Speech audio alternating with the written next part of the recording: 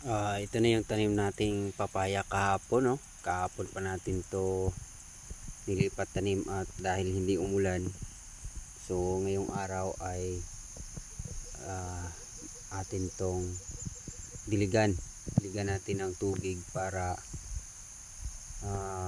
makasurvive siya sa matinding init ng panahon. So i-manual na lang muna natin ang pagdilig.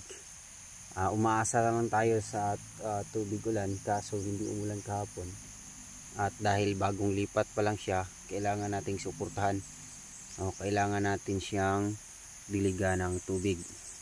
So malapit din naman tayo sa ilog, yan sa bandang baba, ilog na yan, yan lang tayo kukuha ng tubig. So kawawa kasi ang ang tanim natin, hindi natin na diligan ng tubig, baka mamatay. So yan, ito na. So i-update ko kayo pagdating mga ilang araw, ilang linggo, kung ano ang magiging resulta sa ating tanim na lady papaya dito sa ating area. Diyan, hanggang doon pa yun ang tanim natin. Sa ngayon, ang itanim ko lang ay nasa 100 hills lang. Maliit lang ang ating area, kaya kaunti lang ang ating naitanim. Sa bandang dyan,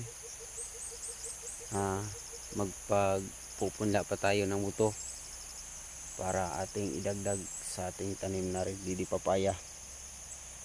So dyan, mayroon pa tayong mga almost 50 pieces na seedlings at inaalagaan pa natin dahil medyo nahuli ang kanyang pagtubo, at dyan natin yan itatanim. Dyan, para ma-maximize natin ang ating area. So ito, ang area na ito ay tatamnan pa natin to ng tatamnan pa natin dito sa gitna ng dalawang linyang okra para hindi masayang ang bakante at mapakinabangan pa natin habang maliliit pa ang ating papaya. So plano ko rin dito, pag medyo malaki-laki na ang papaya, ay magtatanim ako ng native sili dito sa pagitan ng bawat linya, dahil sayang ang area. Ang sili okay naman yan kahit may onting lilim ng papaya.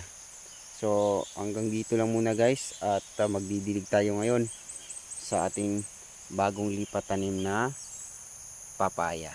Ayan.